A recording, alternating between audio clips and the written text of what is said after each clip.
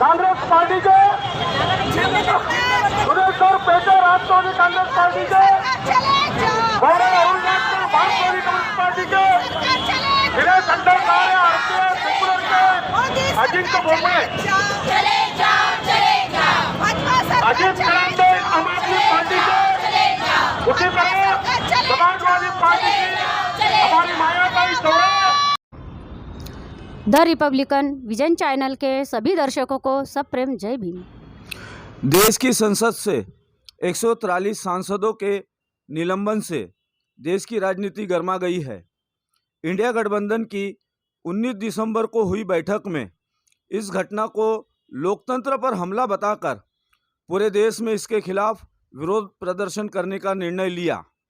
नागपुर में इंडिया गठबंधन में शामिल CPI, CPM, Rashtravadi Congress party, RPI secular, Samajwadi party, AAP party, Shiv Sena Uddhav गुट, शेतकरी कामगार पक्ष इत्यादि दलों के सैकड़ों कार्यकर्ता पदाधिकारियों ने मिलकर आज दिनांक 22 दिसंबर को सांसदों के निलंबन का तीव्र विरोध प्रदर्शन किया।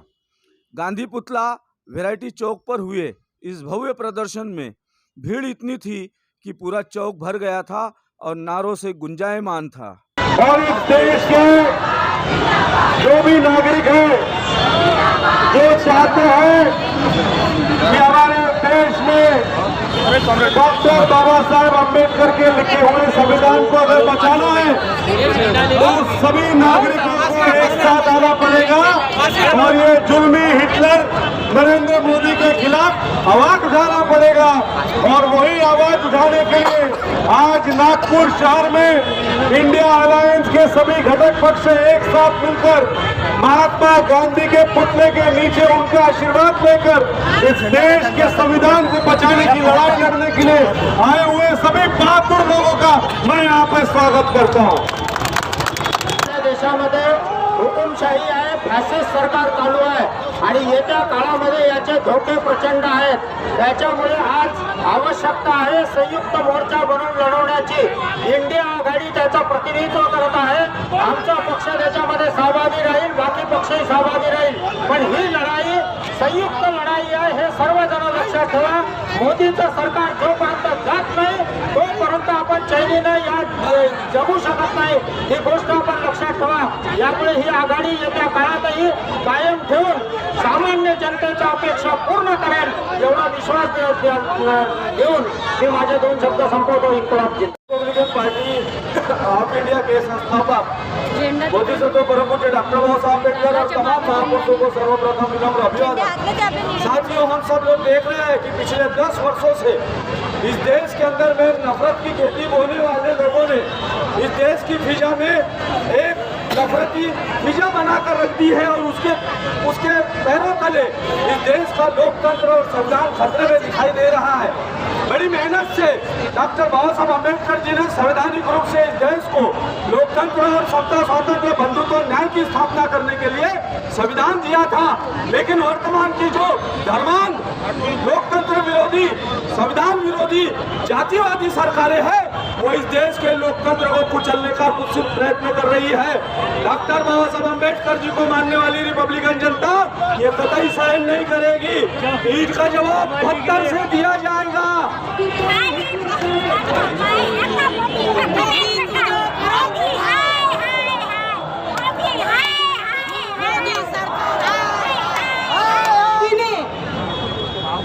हे लक्षात ठेवायचं की आता आम्ही सगळे एक झालेलो आहोत।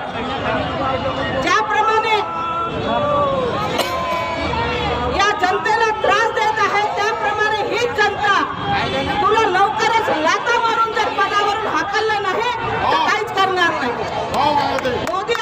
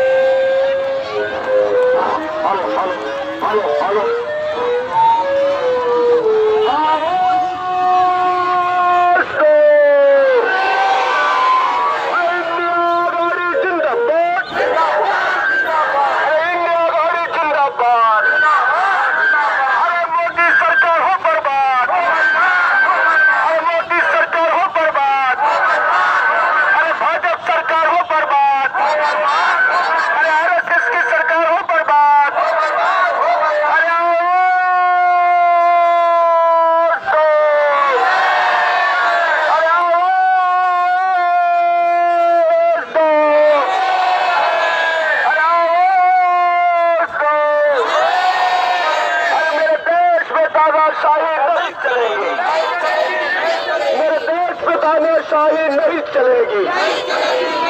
अरे जो तानाशाही चल चलेगा, अरे जो तानाशाही चल चलेगा, अरे जो हिटलर की चल चलेगा, अरे जो हिटलर की चल चलेगा, देश में तानाशाही नहीं चलेगी, देश में तानाशाही नहीं चलेगी।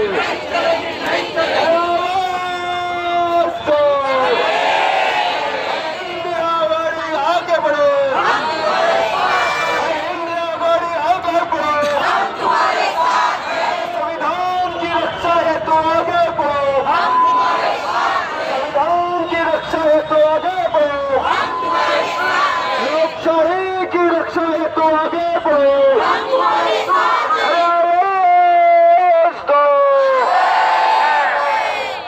एकवीसवीं सदी का मॉडल आ गया। सारे डिक्टेटर लोगों ने सोच लिया कि अभी लोकतंत्र की हत्या काफी अच्छे तरीके से करनी चाहिए। ये लोग अपने हाथ खून से भगाना नहीं चाहते, ये लोग खुद को हत्यारा बनाना नहीं चाहते। आप ये 21वीं सदी का जो लोकतंत्र का मॉडल है, ये एकदम अच्छे तरीके से ये पेश करते हैं। इसमें ये जनता जनार्दन की वाहवाही करते हैं। ये बोलते हैं कि यहाँ का फेयर है, अच्छा इलेक्शन होगा, और दूसरी जगह वो इलेक्शन कमिश्नर को चुनने के लिए चीफ जस्टिस ऑफ इंडिया को वो कमेटी से हटा देते हैं।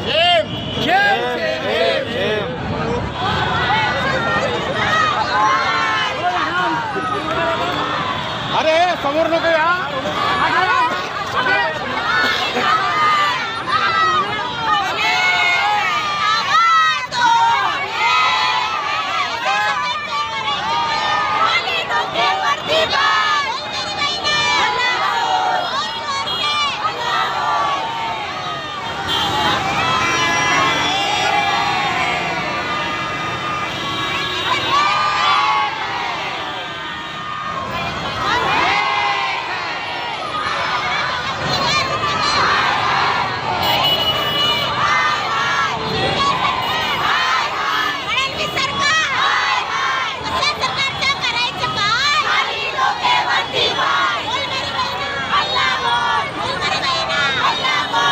लोकशाहीची हत्या करत आहे।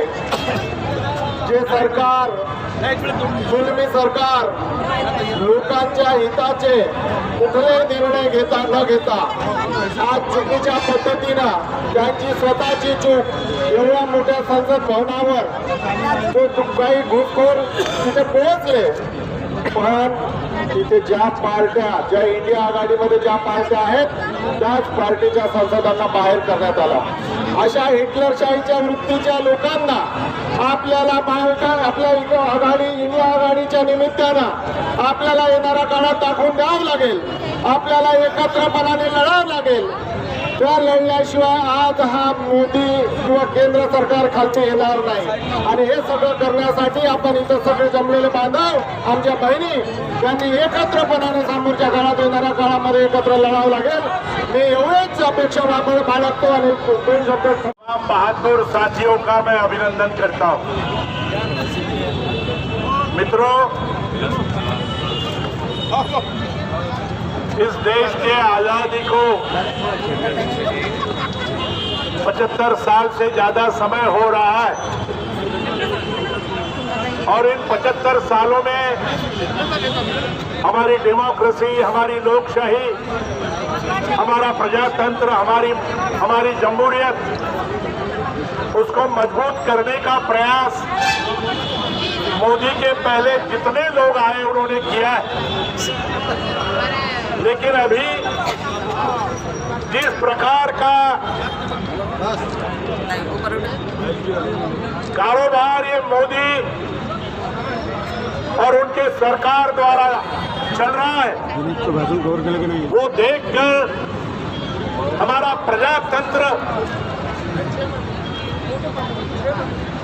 धोखे में है। तंत्र का, संसद का, संविधान का बैनर नहीं आ रहा है, तमाशा हो रहा है। मैं सामने ले लेता और इशू क्या है? हूं। जो हमारे राज्यसभा के सभापति हैं, उनकी किसी ने नकल कर दिया।